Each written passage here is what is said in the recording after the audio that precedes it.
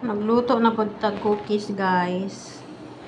This is oatmeal cookies with gluten-free, no flour.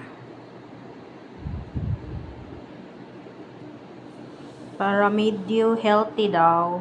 And wala ako nagamit og sugar. I use honey para sa sweetener ng ating cookies.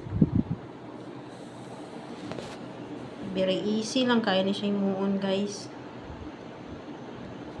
With chocolate chips. See? Chunks.